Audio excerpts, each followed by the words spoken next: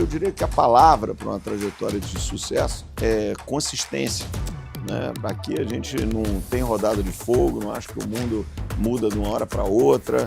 Então a gente vai se movendo sempre de uma maneira dinâmica, mas com cadência, né? Sempre para frente e com consistência.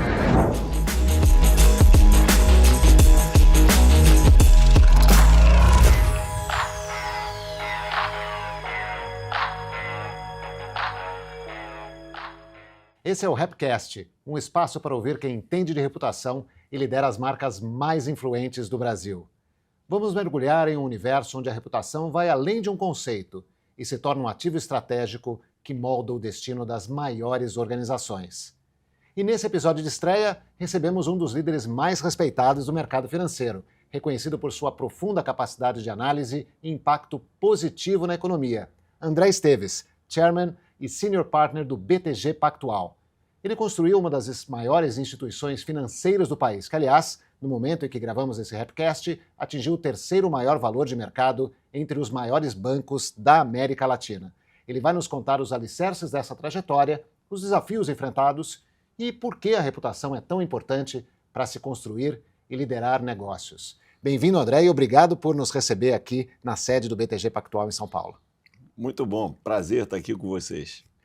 Muito bom. A sua trajetória, André, é realmente muito inspiradora, né? Você começou como estagiário no BTG, no Pactual, na época ainda, em 89, né? E em 15 anos se tornou o dono do banco, né? Talvez seja a trajetória de ex-estagiário mais bem-sucedida do mundo, né? O que fez diferença nessa sua trajetória, no comportamento, nas atitudes que você tomou que te permitiram construir uma jornada tão rápida até e tão impactante?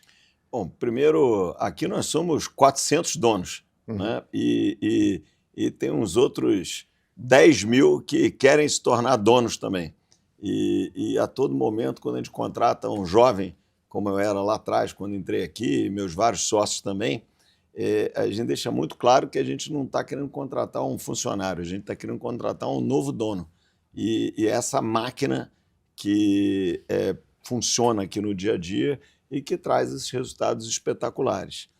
Ora, o que fez as coisas acontecerem, muitas vezes as pessoas tentam achar a fórmula secreta do sucesso empresarial, mas ela não existe. A gente aqui tem algumas frases e uma delas é que a gente aperta parafuso todo dia. Então, cada dia o negócio fica melhor porque a gente toma uma decisão melhor, porque a gente melhora um processo, a gente conserta uma falha, faz uma mexida de pessoas, encaixa o quadrado no quadrado, o triângulo no triângulo e faz o negócio ficar melhor. Agora, eu diria que a palavra para uma trajetória de sucesso é consistência, né? Aqui a gente não tem rodada de fogo, não acho que o mundo muda de uma hora para outra. Então, a gente vai se movendo sempre de uma maneira dinâmica, mas com cadência. Sempre para frente e com consistência, sempre entendendo que os problemas vão são inevitáveis, os desafios, as decepções, o cenário externo. Agora, isso é um dado, a gente simplesmente lida com isso, né? Aqui é proibido resmungar, então não existe essa conversa de resmungar, a vida está ruim, o governo isso, o governo aquilo, o Brasil isso, o Brasil aquilo. O Brasil é um lugar maravilhoso que dá uma opção de oportunidade, inclusive, da gente construir essa empresa sensacional que a gente construiu. Então, acho que o jogo para uma trajetória longa de sucesso tem muito a ver com consistência. Então, começaria respondendo por aí. Muito bem. E no mercado financeiro, ele já era competitivo lá atrás, talvez era muito mais consolidado do que hoje, né? Com menos players, hoje tem muito mais players, mas foi uma trajetória de construção de conquista, né? Grande do BTG, do Pactual e depois do BTG. Como é que foi construir isso? Vocês tinham um master plan de chegar até aqui hoje ou isso foi sendo desenvolvido ao longo do tempo? Não, vai sendo desenvolvido ao longo do tempo. Eu não acredito muito assim, numa estratégia muito elaborada de 10 anos pela frente, que um grande consultor global foi lá e formulou. Não, eu acho que para cada negócio, para cada situação, sempre tem umas 3, 4 estratégias que funcionam, mas só tem uma execução que funciona. Então, é claro que você tem que saber para onde você está indo. Agora, a execução é que faz a diferença. Então, no caso do mercado financeiro, não é diferente de outro setor. Como você disse, é um ambiente competitivo, em eterna mutação. novas tecnologias, novas regulações, novas demandas externas, novo cenário econômico, às vezes melhor, às vezes pior. Então, você tem que ter capacidade de se adaptar, entender bem quais são as alavancas das oportunidades, dos riscos, evitar os maiores riscos, mas, por outro lado, saber tomar risco. Então, é uma combinação disso tudo, que dito parece simples, o difícil é praticar, né? É como a cultura aqui na empresa, que é outro ingrediente fundamental na trajetória de um business que é composto de pessoas, né? Você pode ser dono de uma fábrica de parafuso e operada por 4 pessoas. Obviamente que é menos people business do que um banco de inteligência como o nosso, que basicamente o ativo que você tem, ele sobe e desce no elevador todo dia, que são as pessoas. Então, numa empresa como a nossa, a cultura é fundamental. E a cultura, ela vai muito além de uma placa, de uma parede escrita na recepção do prédio, né? Muita empresa acha que coloca lá seus valores, seus objetivos, suas crenças na recepção e, de repente, todo mundo vai praticar aquilo. Não é assim que funciona. A cultura é aquilo que você respira na empresa. Ela não está escrita em nenhum lugar, pode até estar, não tem nada de errado com, mas o principal é o que você respira, é o que você pratica sem pensar muito. É quando você está na dúvida de uma decisão, o que vai pautar você ir para o caminho A ou o caminho B. É a maneira como você interage com seus colegas. Isso é cultura, é o amálgama dessa nossa sociedade e dessa nossa empresa. E ela também é essencial na construção do sucesso empresarial, principalmente num business baseado em pessoas. Eu queria detalhar um pouco mais a questão da cultura, né, que é tão importante, e você tem razão, e o BTG também dá bastante aula, inspira muita gente. Queria falar do partnership. Você comentou já, né, que são 400 donos. Né? Você não é o dono, você é o senior partner, mas tem 400 donos. E essa cultura de partnerships impulsionou muito o BTG. Eu queria que você falasse um pouquinho sobre isso e se isso também ajuda na relação com os clientes. Como é que é essa interação entre a ambição do próprio BTG e dos sócios e a relação com os clientes? E como isso impulsionou o negócio? Olha, o partnership, ele é uma coisa única, não foi inventado por nós aqui no Brasil, mas ele se tornou único ao longo do tempo, porque os partnerships globais, eles foram acabando, eles foram se tornando corporations. Então, o JP Morgan na década de 50, a Morgan Stanley na década de 80, Goldman Sachs na década de 90, os partnerships ingleses foram comprados pelos grandes bancos comerciais europeus, eles foram se consolidando ou se transformando em corporações, empresas de grande sucesso, mas que terminou esse modelo. Hoje, se você olhar os 200 maiores bancos do mundo, nós somos um deles, nós somos o único que tem um modelo de partnership, né? Que, na sua essência, os donos trabalham aqui todo dia e são donos do capital. E eu acho que o momento crítico disso foi quando a gente abriu o capital em 2012 e preservou o modelo de partnership, porque fica sempre uma dicotomia. Se você abre o capital em uma empresa que as ações negociam na Bolsa, você não é mais um partnership. E eu acho que o que a gente conseguiu fazer foi conciliar o melhor dos dois mundos e ser uma empresa de capital aberto, que pelo nosso porte é importante, em termos de custo de funding, transparência, até no aspecto regulatório, né? Não é saudável um banco desse tamanho não ser uma empresa de capital aberto. É muito bem percebido por reguladores, por clientes, por contrapartes, por investidores globais. Agora, mantivemos a essência, né? Os sócios têm mais ou menos 70% do capital do banco e nada melhor do que os donos do capital para tomar as decisões. Então, eu acho que ele faz com que você seja mais dinâmico, as pessoas tenham mais autonomia, você tome mais decisão, não tenha medo de errar. Aqui é um aspecto muito importante da nossa cultura, que é essa empresa que erra. Uhum. E a gente não está preocupado com isso. A gente erra do nosso tamanho e aprende com erro. Essas são as lições essenciais de você saber fazer, né? Porque só erra quem faz. Se você não comete erro nenhum é porque você não está fazendo. Então aqui a gente ensina as pessoas a fazerem e lidarem bem com o erro. Porque não é simples lidar com o erro. Você sabe que o momento mais difícil do erro é quando você olha no espelho. É ali que é o grande conflito, né, do erro. E aqui a gente ensina que não tem nada demais, só erra quem faz. Então, vai errar do seu tamanho, né? Não vai, se você é um piloto de avião, vai pousar em Congonhas, se confundiu, pousou na Faria Lima, obviamente que não é um erro admissível, né? Mas você vai errar do seu tamanho e, principalmente, vai praticar um erro novo. Ou seja, você aprendeu com seus erros antigos. E dali você vai crescer, vai fazer melhor. Então, desde que o cara que é jovenzinho, é estagiário, como você falou, é trainee e tal, ele aprende isso. E a gente ensina isso. E isso cria um ambiente que a pré-condição ao modelo de partnership muito mais dinâmico, muito mais saudável, tal. Outra coisa, o partnership, na essência, é um trabalho de equipe. Então, uma coisa que grandes empresas, um dos grandes inimigos das grandes corporações são os silos. São a área A não interage com a área B, muitas vezes a área A não gosta da área B, que se aliou à área C contra a área D, vira uma coisa que parece um partido político. Empresa não é isso, é todo mundo remando para o mesmo lado. Fácil de dizer, nem sempre tão fácil de praticar. Então, o modelo também faz com que todo mundo é dependente do resultado um do outro. Então, o cara do Wealth Management quer ajudar o cara do Investment Bank, quer ajudar o cara do crédito, que quer ajudar o cara do trading, quer ajudar o cara do Asset Management, e por aí vai, numa cooperação constante de talentos, de leads, de ideias, de riscos que não foram identificados, de cuidados que a gente deve ter. Então, eu gosto muito daquilo que o partnership proporciona do ponto de vista de teamwork. E que, para mim, é essencial para você tirar o máximo de produtividade das pessoas. Todo mundo remar para o mesmo lado, ter a melhor decisão, foco e, por último, manter a ambição no longo prazo. Né? É claro que a gente tem um orçamento, tem um resultado trimestral, tem o nosso objetivo. Agora, a gente aqui nessa empresa, a gente nunca abre mão do longo prazo pelo curto prazo. É sempre o contrário. Por quê? Porque todo mundo está aqui no longo prazo. Né? Nós somos 13 sócios seniors no management committee do banco. E a idade média de banco é 26 anos.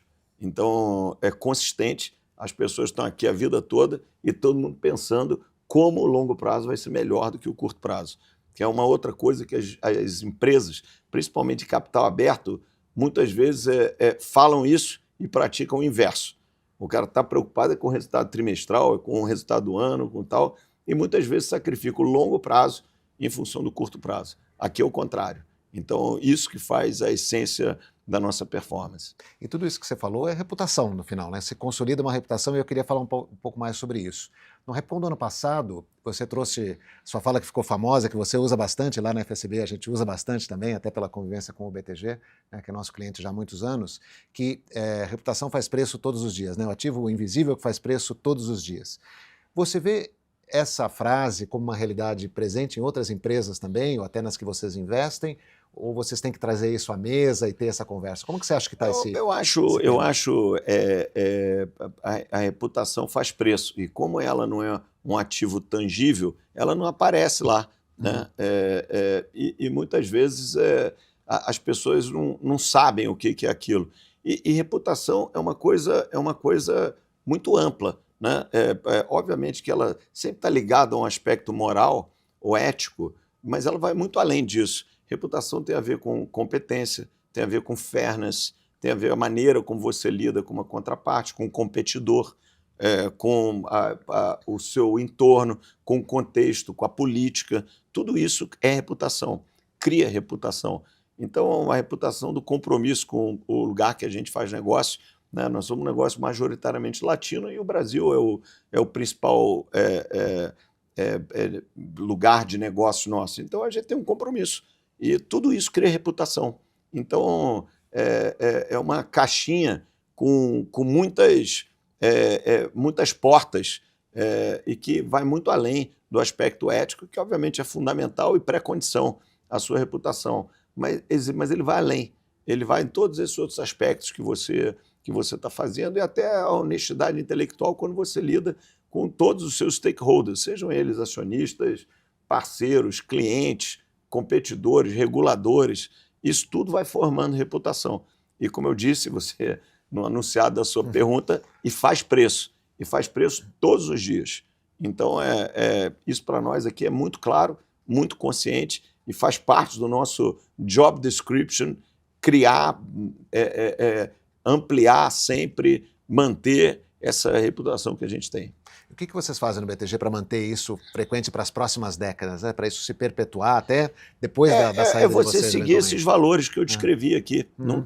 Não tem uma fórmula que você copiou de Harvard e trouxe para cá. Não é assim que... Nós até semana que vem vamos estar em Harvard discutindo uma opção de coisa, um grupo de 50 sócios. Todos os anos a gente passa uma semana lá. É o programa mais longevo da Harvard Business School corporativa ou do BTG, que tem 13 anos. Todos os anos. E a gente... a reputação, você não tenha dúvida, não se constrói porque tem uma unidade de negócio responsável por reputação, o departamento de marketing ou o CEO da empresa. Claro que são todos esses elementos importantes, mas a reputação é o que você constrói na sua prática todos os dias, de todas as pessoas, em todos os nichos da empresa. Então, isso é que forma a reputação. Não é a frase bonita do CEO, legal, bacana, mas não é isso que vai fazer a diferença. O que vai fazer a diferença é a sua atitude real. Todo mundo está lá na ponta, lidando com os clientes, com os outros players, etc. Tal. E é o que a gente procura cobrar da nossa turma e ensinar para a nossa turma o jeito certo, que tem a ver com aqueles valores de cultura que eu já passei por aqui. Perfeito. Vamos falar um pouco agora do André, pessoa física. Você, obviamente, é conhecido no mercado financeiro, tem muitos investimentos aqui pelo banco, como sócio, junto com os demais, e tem os seus investimentos também pessoais.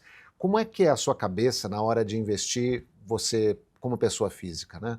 Você procura algo que você goste de investir, ou de um setor que você aprecie pessoalmente, ou você só olha o retorno? Como é que é a sua cabeça na hora do seu investimento? Eu não sou um grande investidor individual. Na verdade, o meu patrimônio fora do banco é gerido aqui pelo BTG Family Office e eu pouco interfiro nesse dia a dia. Na verdade, eu me dedico pouco aos meus investimentos pessoais, porque eu me dedico mais ao que acontece todos os dias aqui no banco. Agora, do que você falou, eu posso fazer alguns comentários. Primeiro, essa ideia de investir no que você gosta. Má ideia. Uma coisa que você gosta é o que você gosta, uma coisa que você investe é o que você investe. São coisas separadas, né? Não é porque você gosta de vinho que você vai comprar uma vinícola. Pode ser um hobby comprar uma vinícola, mas não necessariamente é o melhor uso do seu capital. Então você tem que separar o que é hobby e o que é investimento. E o investimento, os critérios são de sempre, depende de cada um. Se você quer preservar o patrimônio, tem que ter mais diversificação. Se você quer criar riqueza, tem que ter mais concentração. Né? Tem gente mais afeita a equities ou a renda fixa. Né? O Brasil oferece juros altos no momento, obviamente, que está um momento bom de renda fixa. Então, meio é o que se diz por aí. Agora, disciplina, não acreditar em rodada de fogo, muito cuidado com a alavancagem, para quem usa alavancagem, né, que é você captar, se endividar para comprar alguma coisa para investir. Isso a gente é muito cauteloso aqui, inclusive na maneira como a gente lida com os clientes de wealth management, a gente procura conscientizar muito aqueles que decidem usar alavancagem, que ainda bem é uma minoria. Então, acho que é cuidado com a alavancagem, porque as coisas podem se voltar contra você, e saber muito bem o que você quer, né? E separar essa coisa que você gosta do investimento. Hobby é uma coisa, investir é outra coisa. Vou falar um pouco de filantropia agora, né? Você é conhecido também por investir em alguns setores, mas principalmente na educação, sendo o Intelli o principal dos investimentos, né? Qual que é o seu pensamento em relação a isso? E até ligado a isso, como é que você quer ser lembrado no futuro? Olha, a nossa atuação filantrópica, o banco segue esse veio de educação, de meio ambiente e de empreendedorismo. Né? Recentemente, a gente trouxe a música popular brasileira para dentro desse nosso hall de ações filantrópicas, que se confundem com a minha própria ação na pessoa física. Né? A Intelli talvez seja o nosso maior projeto e que certamente muito me orgulha. Né? A Intelli é um MIT brasileiro, uma faculdade de ponta voltada à tecnologia, inovadora, porque ela é 100% learning by project. Então, o aluno entra lá no primeiro ano e ele vai trabalhar em time, ele vai trabalhar em cima de um caso real, o sujeito vai aprender cálculo, estudando um projeto da Gerdau, da Ambev, da Suzano, da Cosan, e com aquilo, com aquela prática, ele vai aprendendo as matérias, né? Mais ou menos 2/3 dos alunos são bolsistas não de mensalidade, mas muitos precisam de todos os tipos de ajuda. Ajuda com a mensalidade, com a alimentação, com a moradia, com o vestuário. Todo mundo aprende inglês e é um negócio que tem 100% de empregabilidade, mas ela vai além da empregabilidade, né? A gente vai formar a primeira turma da Intel esse ano. E a gente quer formar líderes. Intel é Instituto de Tecnologia e Liderança. E a gente quer formar líderes que conheçam o contexto brasileiro, que estejam equipados tecnicamente numa área que o Brasil tem um enorme gap de mão de obra e a maior transformação da nossa geração é a tecnológica. Então, essa turma vai estar equipada e vai exercer liderança entendendo muito bem alguns valores básicos que a Intel ensina desde o iniciozinho, que não existe desenvolvimento sem sustentabilidade, não existe uma sociedade saudável sem Estado de Direito e não existe nenhum caminho para a geração de riqueza que não seja o trabalho. Então, o cara sai de lá qualificado entendendo isso. E o que eu gosto, a Intel é um projeto filantrópico, grande, tem aspecto transformacional e muitas vezes a gente olha essas universidades americanas e tem umas 20 universidades nos Estados Unidos espetaculares, né? Harvard, Yale, Stanford, Chicago, MIT, faculdades excepcionais. E a gente fica admirando aquilo. Agora, 90% delas, um dia alguém foi lá e fez. Não foi um governo que chegou e agora eu vou criar isso. Não foi assim. Foi alguém que foi lá, tomou a iniciativa, um grupo de pessoas ou alguém individualmente, foi lá e fez. Um cara chamado John Harvard, há algumas centenas de anos, resolveu abrir essa universidade que se tornou uma das principais do mundo. Então, a Intel, que ela também sirva de exemplo para quem teve a oportunidade de gerar valor ou riqueza no Brasil, devolver para a sociedade num aspecto transformacional. Então, que seja a primeira de muitas que vão fazer diferença para a nossa sociedade. Então, acho que é meio esse o exemplo. Vamos criar as nossas também, as nossas Harvards, as nossas Stanfords, os nossos MITs, e a Intel é um deles. E eu acho a chance de você poder, quem teve a oportunidade que eu tive, meus sócios tiveram, a chance da gente poder transformar a sociedade para melhor é um privilégio enorme. Então, eu enquadro a filantropia nesse privilégio de você mudar a sociedade. Então, é isso que eu me pauto quando olho para esse mundo filantrópico. E você está focado na sociedade brasileira, na transformação da sociedade brasileira, né? Você é um apaixonado pelo Brasil, né? Você fala isso muitas vezes. E o que mais te faz ser apaixonado pelo Brasil, primeiro? E assim, se você não morasse aqui, você moraria onde, né? Olha, eu não me vejo morando em nenhum outro lugar. A gente já teve aqui sempre momentos de maior adversidade, outros. Eu nunca pensei em estar fora do Brasil. Eu acho que o Brasil tem oportunidades maravilhosas como essa. A gente criou essa empresa aí sensacional, eu e meus sócios. E eu vejo o que me anima aqui é a potencialidade, né? Ainda na filantropia, nós fizemos um movimento esse ano de apoio à música brasileira. A música brasileira é um equity que está meio esquecido, ele está subavaliado, né? Se você vai em qualquer lounge sofisticado na Ásia, na Europa, no Mediterrâneo, na Austrália, está tocando uma música brasileira, um bossa jazz, um samba gostoso e tal. E a gente não se toca desse soft power enorme que o Brasil pode ter. É o nosso K-pop, talvez. Exatamente. A gente acha, eu acho que é mais sofisticado. Não, sem dúvida, mas do ponto de vista de aparição internacional. Então, esse é o nosso movimento, e a gente está com uma geração maravilhosa de músicos aqui, cruzando os 80 anos numa fase mais madura na sua carreira, né? Gente espetacular. Agora, a melhor notícia é que está cheio de gente espetacular também vindo, que beberam da fonte desses artistas maravilhosos, Caetano, Chico, Gilberto Gil, Milton Nascimento, Ney Matogrosso, Maria Bethânia, Roberto Carlos, cheio de gente, Jorge Ben, cheio de gente espetacular por aí e que inspirou outra turma que está vindo. Então, a gente quer ser uma válvula propulsora disso para trazer a música brasileira para para o patamar que eu acho que a gente pode ter. Isso tornar um soft power brasileiro. A gente acha que não é, mas é relevante. Hollywood é relevante para os Estados Unidos. E às vezes a gente não entende muito isso em Brasília. E eu acho que, como sociedade mesmo, a gente não entende. E eu acho que a música é um desses equities que o Brasil pode se destacar globalmente, pode ser um produto de exportação, uma fonte de admiração, uma fonte de atração de turista, de investimento ou simplesmente de afinidades com o Brasil, que eu acho muito importante. De simpatia também, né? É, exatamente. Perfeito. Olha, agora chegou o momento que a gente vai fazer um bate-bola sobre as suas primeiras experiências no mundo corporativo. Tá preparado? Vamos lá. Qual foi a sua primeira responsabilidade no banco e como é que você se sentiu? Olha, aqui a gente delega responsabilidade muito rápido. Então, eu cheguei e já passei a cuidar de um sistema que na época era muito importante, que era o sistema de bolsa. E eu lidei muito bem com isso, porque eu sou muito responsável, obsessivamente responsável, e aqui os sócios que crescem têm a mesma característica, e a gente delega e cobra para a gente que entende a responsabilidade disso. Então, quando a gente faz um investimento numa empresa, tal, você citou ainda há pouco, o anúncio que nós fizemos na Cosan, para nós é uma enorme responsabilidade ajudar o Rubens Ometo a liderar esse grupo tão maravilhoso que ele construiu.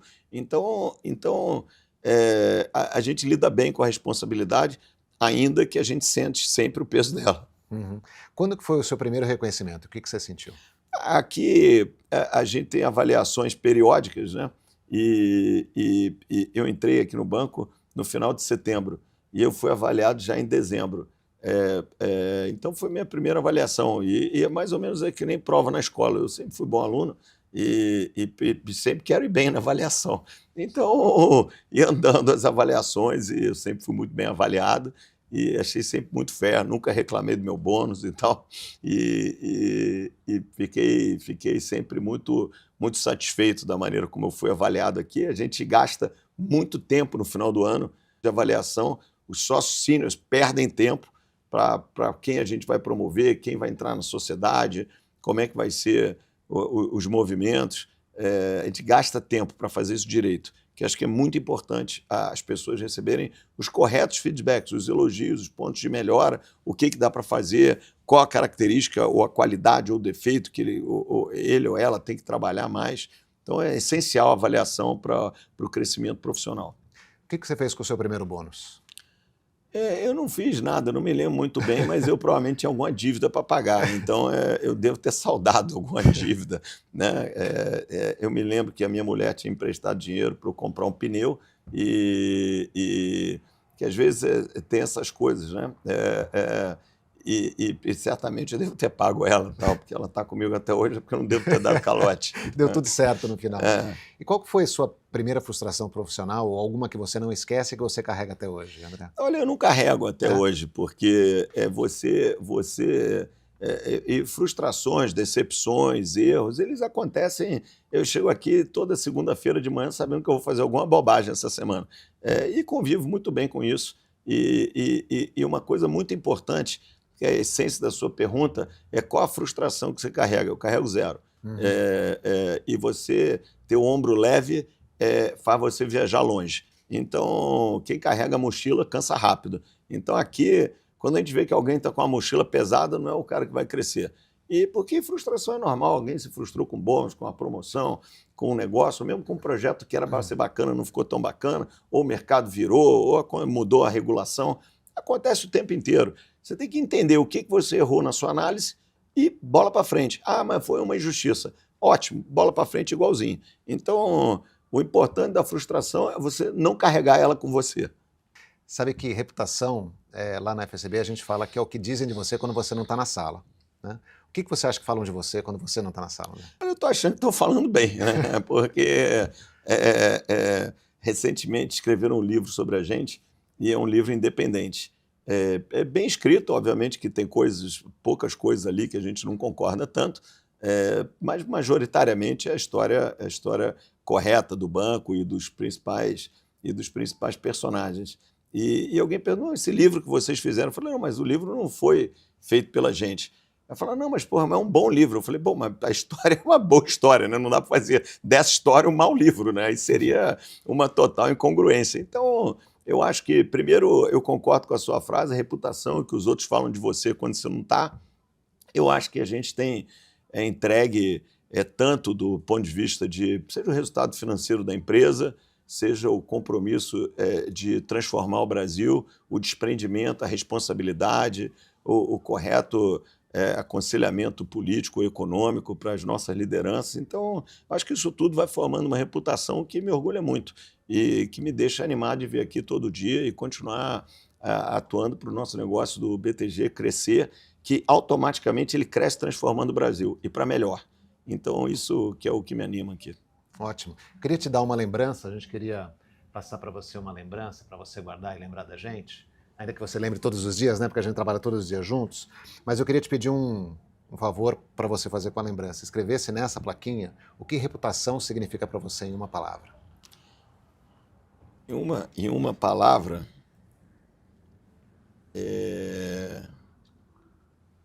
reputação em uma palavra.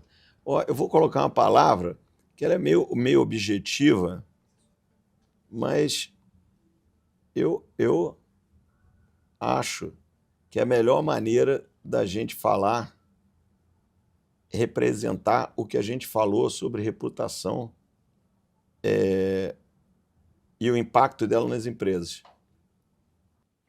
Reputação forma preço. Então, acho que essa é a maneira da gente representar o que a gente está conversando aqui. Excelente. Esse fica com você. André, muito obrigado por ter participado do Rapcast desse episódio de estreia. Um prazer te ouvir, compartilhar sua história do BTG. Inspira muita gente. Tenho certeza que todos que estão assistindo esse podcast gostaram muito da sua presença. Muito obrigado. E obrigado por nos receber nesse estúdio lindo aqui dentro da sede do BTG Pactual em São Paulo. Obrigado. Prazer estar com vocês. Tá bom? Muito obrigado. E para você que nos acompanhou, lembre-se que a reputação é um ativo estratégico que precisa de atenção constante. Fiquem ligados nos próximos episódios do Rapcast que vão estar disponíveis nas redes sociais da FSB Holding. Até a próxima!